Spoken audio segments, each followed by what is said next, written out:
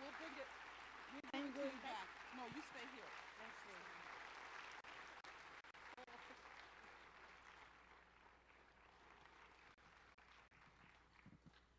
And we'd also like to introduce the amazing filmmakers, Jennifer Arnold and Patti Sang.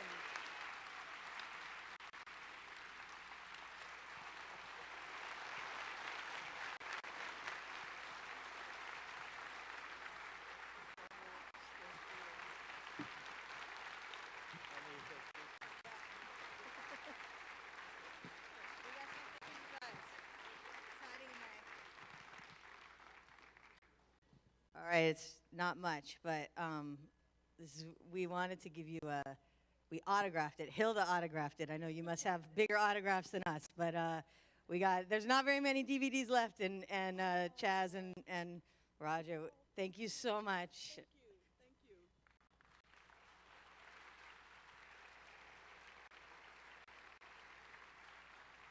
You hold on to this. Okay.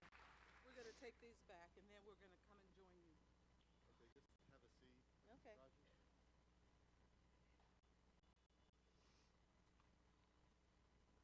Roger.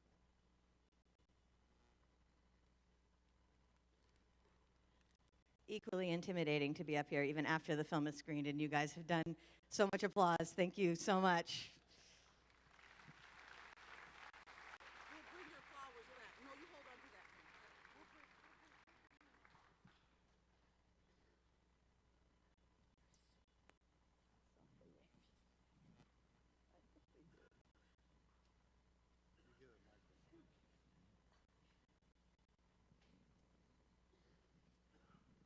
Okay, this time I'm staying out. Roger and I saw this film in Sundance, and we were so moved by it. One of the things that we think, first of all, the title, and I'm going to ask you how you came up with that title, but the thing that makes you feel really helpless and hopeless in the world is if you see there's a problem, but you think there's nothing you can do, that the problem is too big to attack. And the thing that really was so visceral about this film for us is when you said even a small act, a little thing, can go toward doing things so amazing that you can't even imagine at some times. That gives you so much hope. The fact that there's goodness like that in the world gives you hope, makes you get up in the morning, and it makes you happy to be here. And now we're going to actually open it up and let you start talking about it. Nate, you want to start off with the first question? Sure. This film sneaks up on you. You know, it starts out quiet, and you just get sucked into it. Well, let's just start at the beginning. How did the idea of this, what was the genesis of it? So I went to University of Nairobi for my year abroad as an undergraduate, and Jane Wanjiro Mugai, who is Chris's cousin, lived in the dorm room next to me.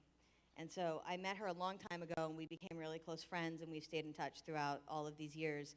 And I finally got to a place in my life where, you know, I'm a documentary filmmaker, so I didn't really have any real money, but I had enough to try to sponsor a student in Kenya. And I remembered that Jane had been sponsored, and a lot of my friends from University of Nairobi had been sponsored. So I called Jane and I asked who would be a good person to donate the money to. I want to make sure it gets to the students. And she started telling me this whole story, that her and her cousin had started this fund, and that, you know, he was looking for Hilde. And as I heard the story, I just thought, like, oh my God, that would make an incredible movie. And it's so sweet, and, you know, and very inspirational and empowering. And when we heard the story, it was sort of like Bush was still in power, and the Obama thing hadn't happened, and there was, and, you know, for me, like, Iraq was happening, and I felt like, doesn't matter if you protest, it doesn't matter if you vote, it doesn't matter what you do, how do you make change? And then I heard this story, and I was like, oh, I guess it does matter. You just might not actually know it matters, but everything you do matters. So I went to Patti and said, Patti, we're going to go do a film. You have to shoot it for free. We don't have any money. But fortunately, she's brilliant, so it looks amazing, even though we didn't have any money at all. And there we go. We were off shooting.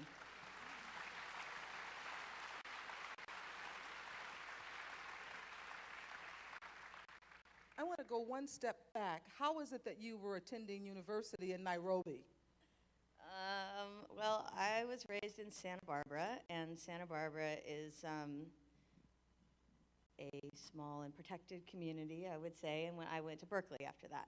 And I was a straight A student in high school, and I got to Berkeley, and there was a bunch of anti-apartheid protests. And this is so embarrassing, but this is the truth. I thought I didn't know what apartheid was. And I felt really embarrassed, and I felt like, oh my God, I'm an idiot. I don't know really anything that's going on. And so I decided to take an African history class because, you know, I wanted to do something about it.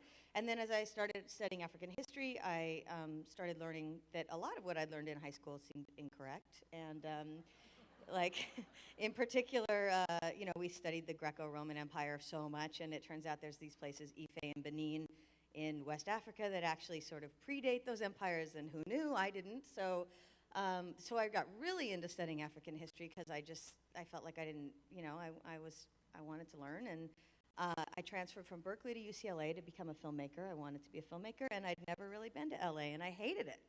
So I was like, I'm out of here. Where can I go? I can't go back to Berkeley. They wouldn't let me, so I'm going to do a year abroad. I'm studying African history. You know, there I go. It was that random. Totally changed my life, and I go to Kenya all the time still, and so you never know, like small acts make a difference, small decisions in your life, they can just take you to a totally different course. So when you were in school, did you get a score of 380? You know, we were considered top students because we were from University of California, which is supposed to be so exciting, and we did so poorly at University of Nairobi because the academic quality in Kenya is so stringent.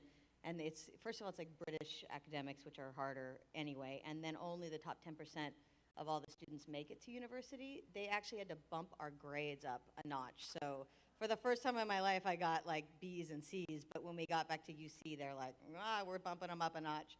So it was an eye-opener. That school was the hardest school I ever went to. Hilde, how was it to see the film with this audience? I think every time I see the film, I see something new in the film. And I think the film is very, very good. I think they should show the film everywhere because just a small act can do very much. I think in the film they told I paid about $15 in the month, but it was not so much at that time in the beginning. It was less than $15. Yes, it was less than $15. I heard it some months before. Our headmaster told me it was not so much. Sorry. And Patti, tell us about how you and Jennifer came together as filmmakers. What was your background as a filmmaker before A Small Act? Well, I was extremely appropriate for shooting this because my background was also shooting indie features, but mostly I specialize in half-hour television comedy. And you could probably see it from my work there. So that's, you know, Jennifer and I basically, you know, we were used to working in situations where we didn't have very much money before, and also I've also learned to work in productions that were very big. And this was my first time working as a producer as well. So it was definitely just us trying to get it all done and really trying to formulate, you know, how are we going to do all this? How are we going to get all of our equipment there when we don't have enough money to pay for extra baggage? How are we going to, you know, keep from getting our luggage lost? How are we going to deal with not having electricity when we were shooting in the village? So, you know, it was very, we really had to pre-produce everything. Just so you know, Patti worked with Haji and me when we shot she was our director of photography on Somebody's, the television series that we shot for BET. And you were in the middle of shooting this film at that time, right? Yeah, we had just come back from finishing shooting this, and I got a job with Nate in Athens, Georgia, and it was one of the best times. And I'd be there, and there'd be a whole production editing in our house, and I kept getting calls. We need to get this done. We need to get that done. So I'd be basically shooting, and also trying to handle my producing job too. I understand one of the small accomplishments of this film was that it made Bill Gates cry. Is that true? We premiered at Sundance, which is, a big dream if you're a filmmaker, and a lot of insane things happened, like meeting you guys was sort of surreal, and I think it's the same screening. Bill Gates waited in line to meet Chris and Hilde, and so there's a line of people, and then we're like, wait a minute, that's Bill Gates, yeah, we were told that he cried, and then the other thing that happened at Sundance was, and this is not a solicitation, this is just an amazing story. Audience members stood up right after the screening and literally came down and started handing checks and cash and everything to Hilde and Chris as donations to the fund. And over the 10 days of Sundance, $90,000 was donated to the fund.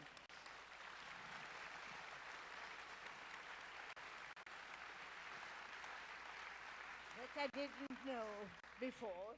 Oh, you didn't know that? No, that I didn't know before.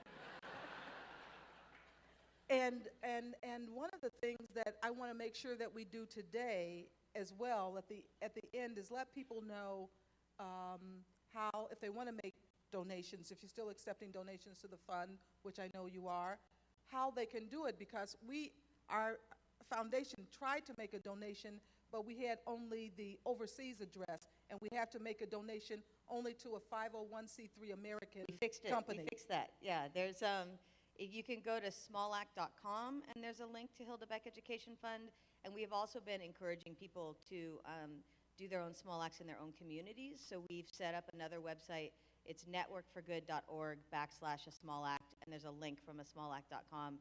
And you can, there's 3 things you can do there. Donate to the Hilde Beck Education Fund, put in your zip code, and get a list of all the different organizations that can take volunteers or donations for things in your own community. And you can also search by keywords. So like if you're into saving the dolphins, or if you're into helping the environment, you can put dolphins or environment into a place, and it'll come back with national and international organizations that support those causes. Because we really felt like,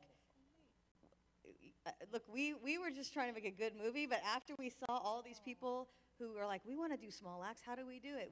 HBO helped us set this thing up, and so there's been thousands of different things that have happened, and there's a Facebook page where everyone writes in and says, like, I just did this, and it's been incredible.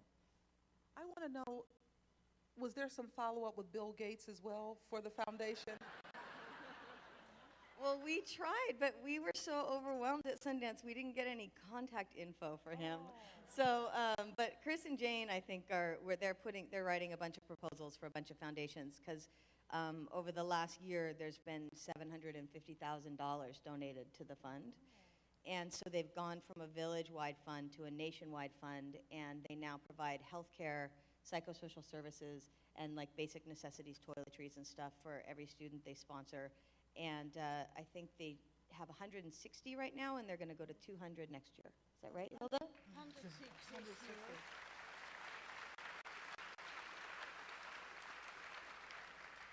The other thing that was so touching is the relationship that grew between Chris and Hilde as a result of this movie. Can you tell us, are you still in touch with Chris now? Yes, I'm a lot in touch with Chris, but you see, I have no computer, so he can't mail to me. But he phoned me exactly one day before I went to the States, and told me that I should represent him too. And we are in touch very, very much. And he have been in Sweden last time in November there was a film festival in Stockholm. And we have seen each other a month ago in a film festival in Den Haag in Holland. Oh. And he has been in my place, I think, 3 times. Oh. And I have been in Geneva. Yeah, we did invite Chris to be here with us today, but unfortunately he was busy with UN business in Switzerland. UN took precedence over Ebertfest. I know, we said that to him, but. So, Hilde, you were at Sundance? Yes. You went to Sundance? Yes, it was the first time I went to. This was the first time I went to the States. That was in Sundance, and this is the second time.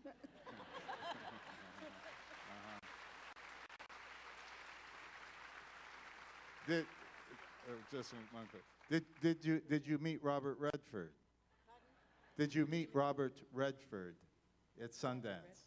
Hilda, do you know Robert Redford? He's the movie star who started Sundance. Do you know Robert Redford?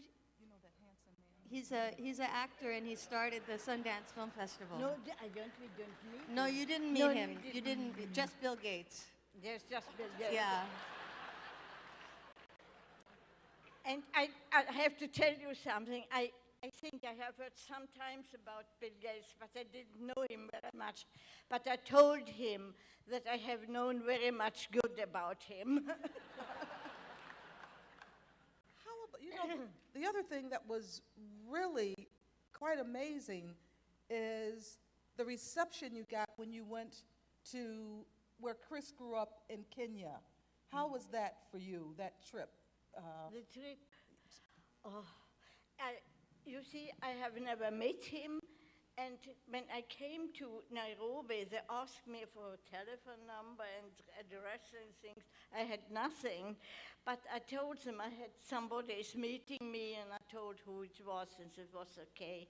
And then he was standing outside and take me to Jane's home. I was living there for 1 week.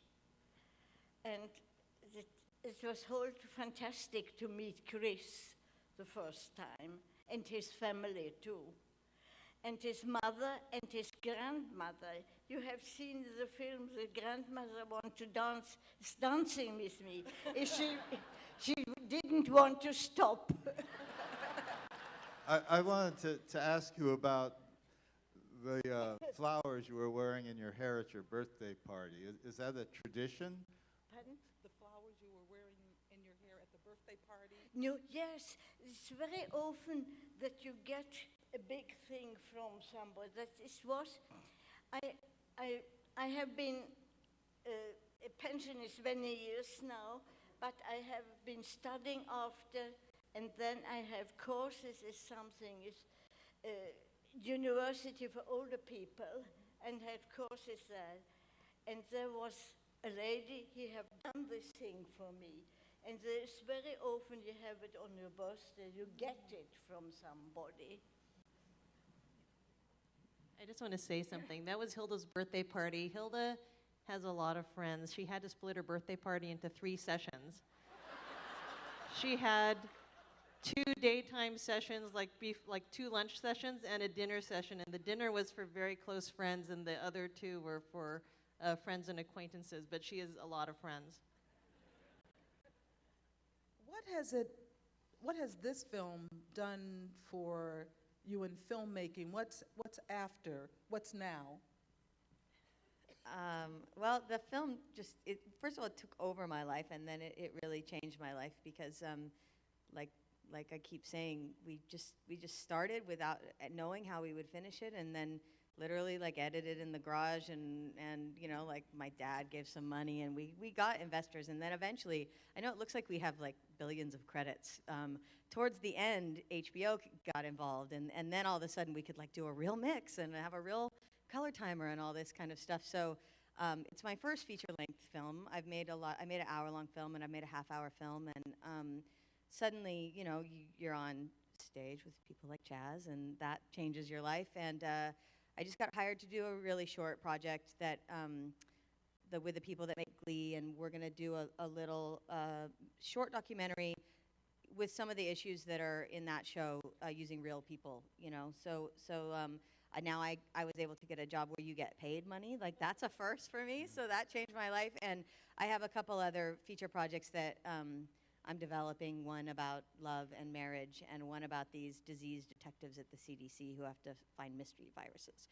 So 2 different things that I'm putting together, and after doing this film and meeting all these people, then I suddenly have like a slightly larger Rolodex of people I can call and go begging for money. So that it changes everything. Hilde, what's your next acting role? I think this was the day before, I think this was my first acting role and my last one. The other thing that is so, I think, you know, what I would like is for this movie to be shown to school children across the country.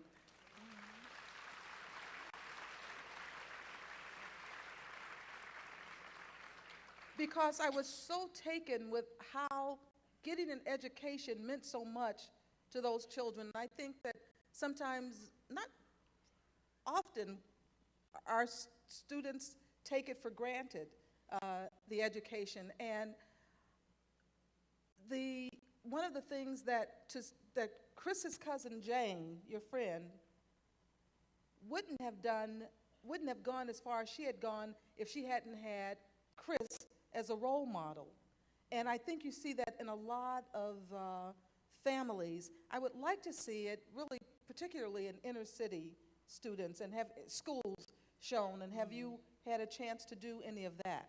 Yeah, we've done some school screenings, and we now have an educational distributor who can get it in libraries and schools. But we got a grant from Sundance Documentary Fund, and part of what we're going to use that for is to partner with this group called Facing History and Ourselves, which what they do is they provide teacher training to a lot of teachers around the school, and then they provide materials. So we're hoping that they'll develop a curriculum around small act, and we're talking about that right now.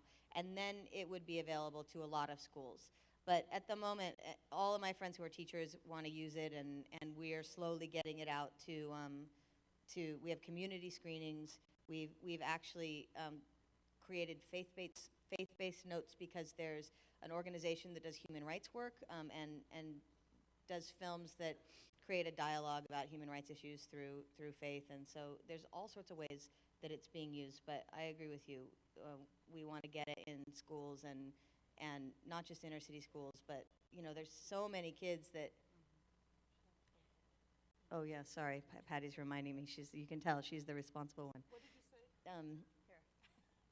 I'm going to have Jen talk about this, but the film got selected to take part in a series of films called Film Forward that's run by the State Department as well as Sundance, and they're taking 5 domestic films and 5 international films, and they're touring, you know, to different countries as well as across the U.S. Yeah, so it's going to be in Washington, D.C. on May 12th for like a bunch of congressmen and stuff. Okay. Hilde? When they have been showing the film in my hometown, Västerås is 120 kilometers from Stockholm. They have been showing the film 3 times, and teachers ask me if they can get the film for the school. Oh, good. That too. Fantastic.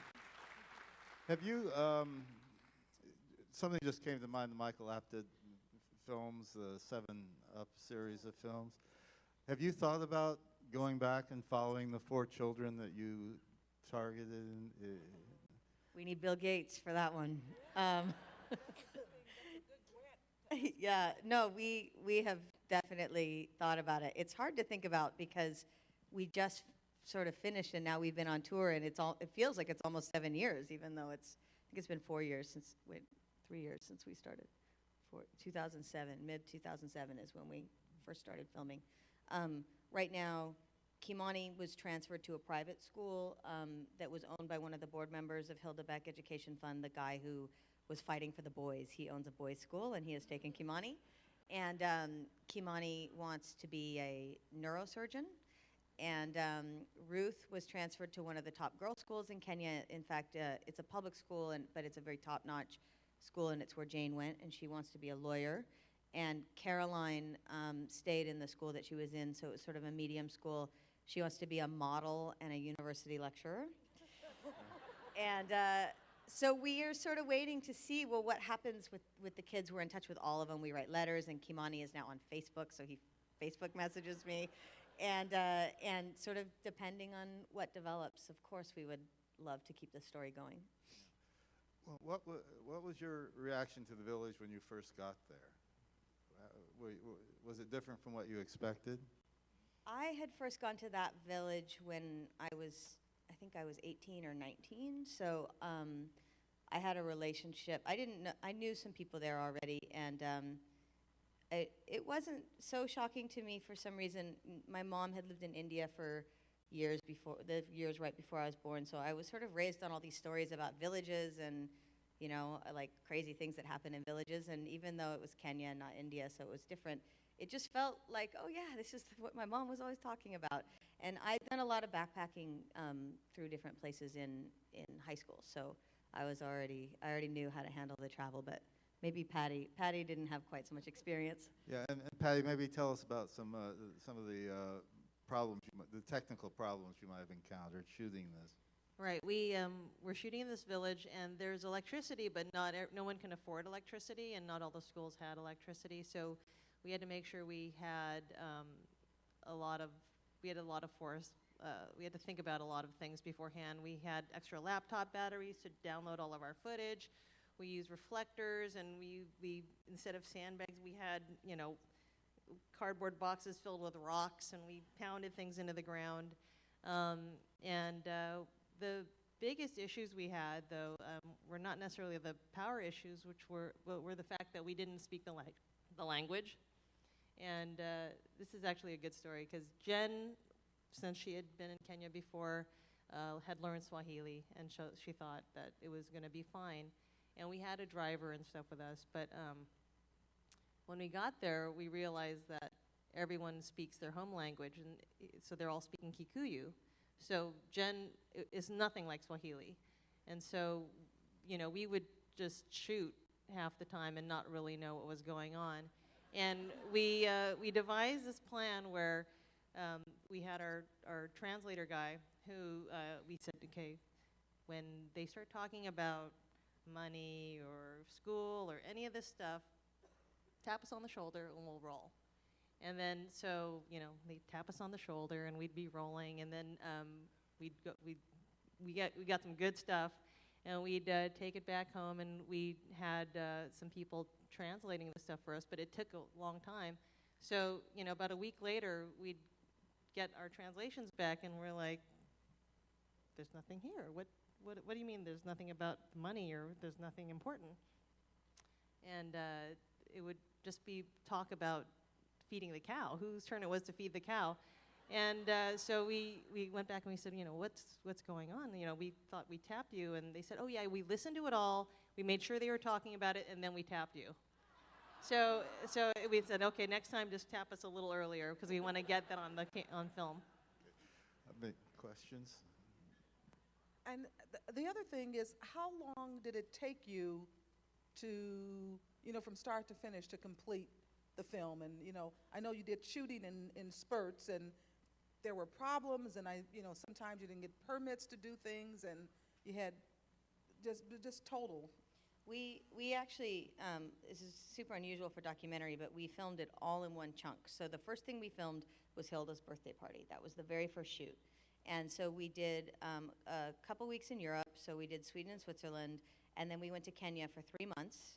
And we did get permits. We didn't get permits for Europe because we didn't have time. We're mostly in Hilda's house.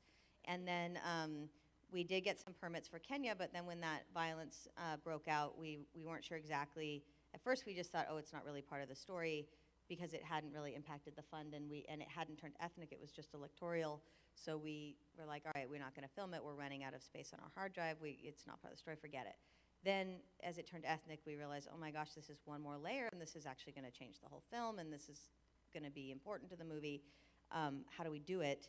And so we made just printed out a piece of paper that said press, and we put it in our car, and we drove into like hot spots, and when we saw cops, we would take it down, and we'd be like, oh, we're tourists, we're lost, and we would wrap the camera in a baby blanket, and how do we get to the hotel? And they would always be like, oh, these dumb people from the United States here, go this way.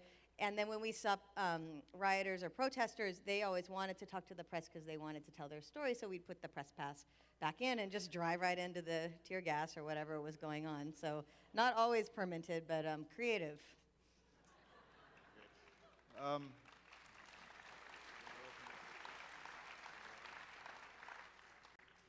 Why don't we open up the floor for questions? Do we have our microphones handy and ready to go? How many mics do we have here? Up in the balcony as well, please.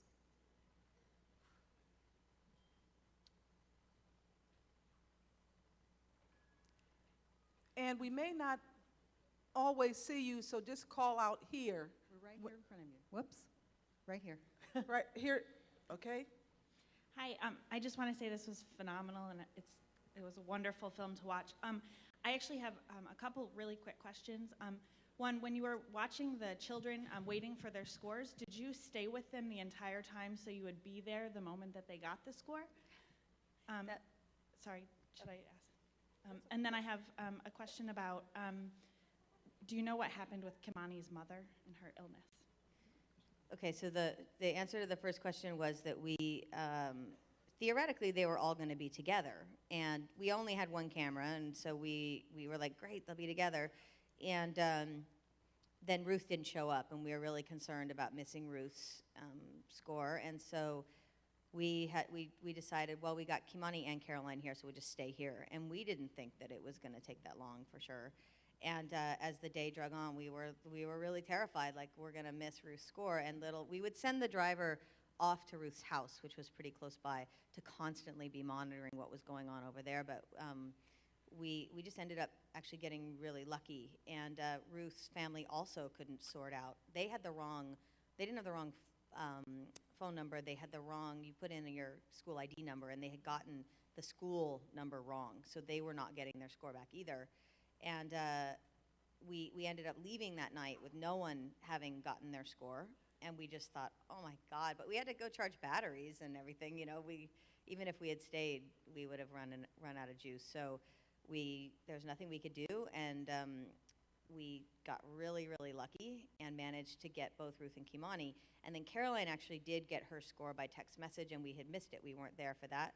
But she didn't believe that it was really her score because it was so low. One thing I'll add is that in Kenya, primary school used to not be free, and they made it free in 2003. And so all the schools got flooded with students, and anyone who had any money, even on village level, they took their kids out and they put them in private school. And then as the private schools started getting more money, they would poach the best teachers from the public schools. So you ended up with public schools that in some schools had 80 kids a class, and then there'd be 12 classes, but only 8 teachers. And this is the first generation of students who were taking their exam under that system. And we just couldn't fit it in. There's so many storylines in this movie, it wasn't very clear. So it's not in the film, and we're really sorry about that. But we couldn't believe the scores when they came back, and Caroline didn't believe her score. And so eventually the teacher posted the score, and when Caroline went and saw that piece of paper, that's when she realized it was true. And so that was just incredibly, incredibly lucky to be able to get that moment with her. And the illness? Kimani's mom, Hilda being Hilda, after you saw the movie, you gave some money for Kimani's mom to go to the doctor, right? I don't sponsor any child. I give money for the mother of Kimani, because she is sick, but she don't get the money in her hand. Yeah. Because she's spending the money in otherwise. So what's happened? So somebody has the money to give to help her with her sickness. So what's going on with that situation is Hilde Beck Education Fund has really strict rules, and they have accounting, and they can only spend the money for certain things, and it all has to be student related. So Hilde, actually, after seeing the film, donated money, and it's gone directly to Kenyatta Hospital, just because there are issues if you give a huge chunk of money to people in the village. Like Hilda wanted to make sure that it was spent for the medical care, and it's almost enough for Kimani's mom to do an exploratory surgery right now. They think what's happened is that she had a C-section, and the scar tissue has grown around her intestine and is closing her intestine down. So she hasn't gotten the surgery yet, and she's going back and forth. She's not sure she wants to do it at Kenyatta Hospital. She might want to do it at a more expensive hospital, and so that decision's up to her. And as soon as she makes the decision, most of the money's there. We're waiting to get a little bit more money for her surgery. Another question? From the balcony? Gorgeous film. It was incredibly beautiful. I also wanted to say that I realize you didn't have time to go into the problems that girls have in countries like this. I happen to have discovered the Global Giving website and a project that, I forget what African country it's in, but it was to provide locally produced sanitary pads because the girls would stay out when they had their periods. And they had no way to keep themselves clean and unobjectionable.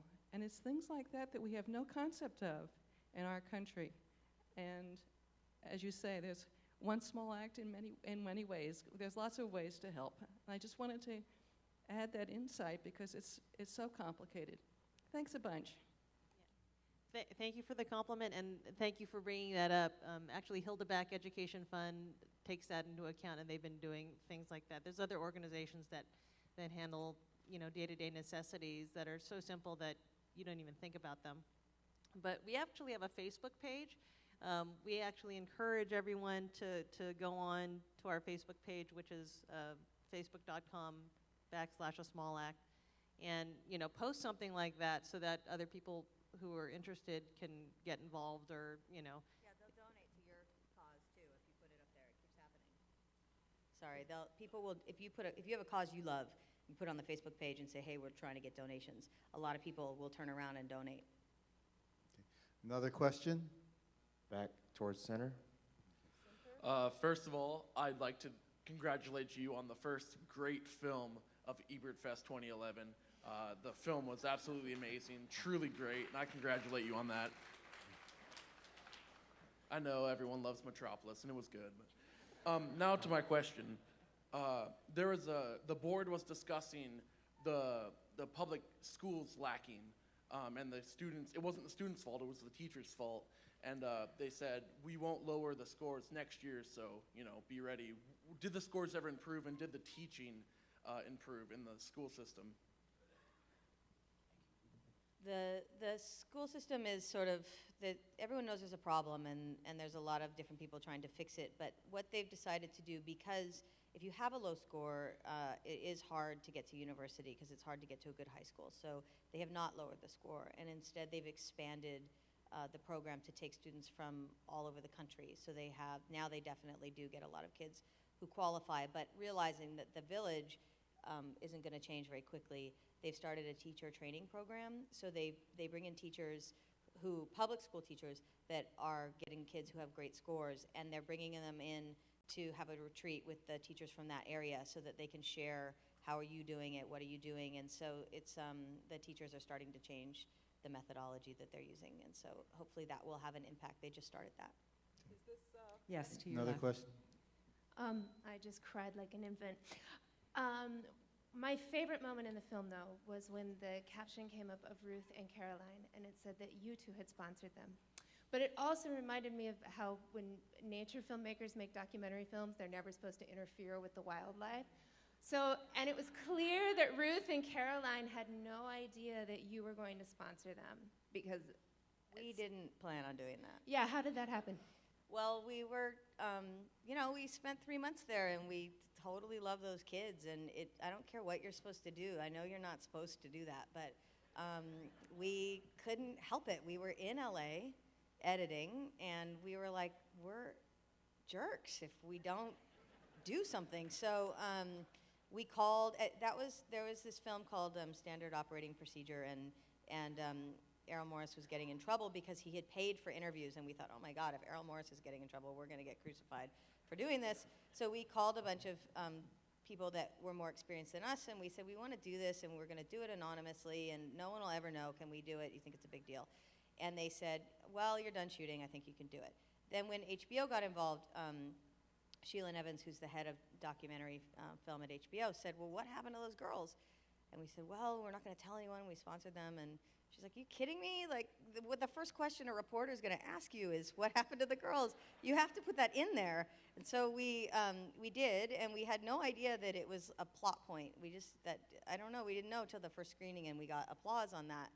And we ended up doing exactly what Hilde did, and we had, for my birthday, we took a bunch of donations, and that's how we got the first year's money, and then some other producers put in other money. Also, we had a few test screenings. We brought a few friends over, and we'd show them the film. And at the very end, people would be, I was so pissed off. I can't believe what a downer that was. I'm really mad about the girls. What happened to them? And so we'd tell them, oh, it's okay, they're fine, they're in school.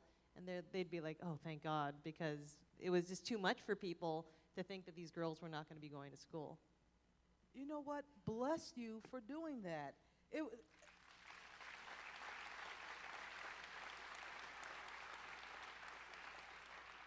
That very issue came up recently because of the movie Bang Bang Club, which is about photojournalists who shoot in war-torn countries. And as you're supposed to be objective, and as a documentary filmmaker, you observe and you don't arrange or manipulate or do anything. That's the traditional creed. But now there are more people with consciences like you who say, how can I go in and see this and do nothing? Where is my responsibility?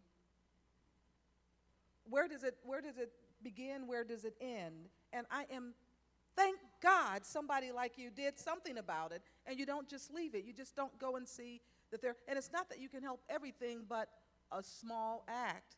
I mean, it will make all the difference, and who knows? So thank you for doing that.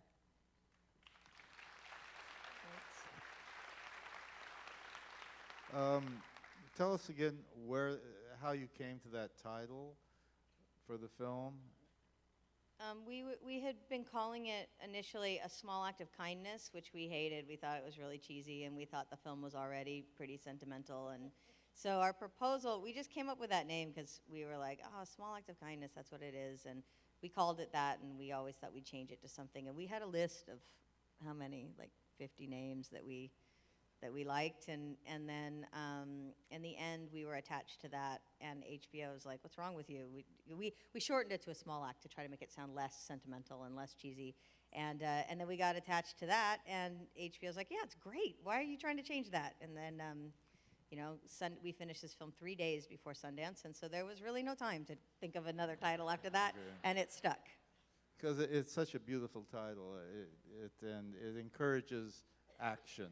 And why don't you tell us one more time if folks want to donate to the fund, how they can go about doing that? So there's hildebeckeducationfund.com, or asmallact.com has a link to Hilde Beck's donation site, as well as the Network for Good site. And it's just smallact.com, and you can get there. Yeah, or networkforgood.org.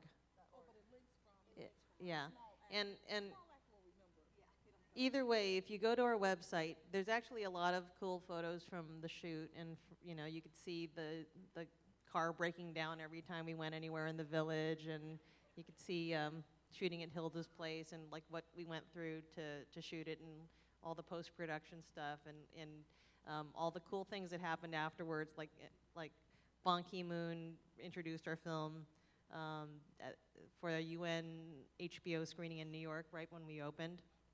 And so that was really cool. And, we just ended up meeting a lot of people. We have pictures of us with Hilde with Bill Gates. Bill Gates waiting in line to meet Hilde. And I know that people have been asking us, like, where to see the film. We actually have screening times people are organizing community screenings, and at the end of May, the DVD is going to be out, so you could look for it then too.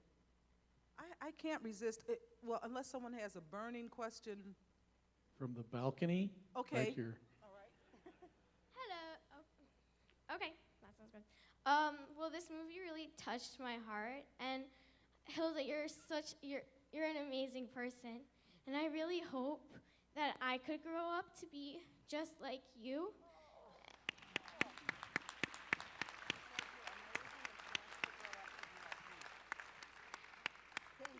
So I was wondering if you could autograph the festival magazine for me, please. And I definitely know I'm gonna donate to this site, and I'm also gonna tell all my friends about it.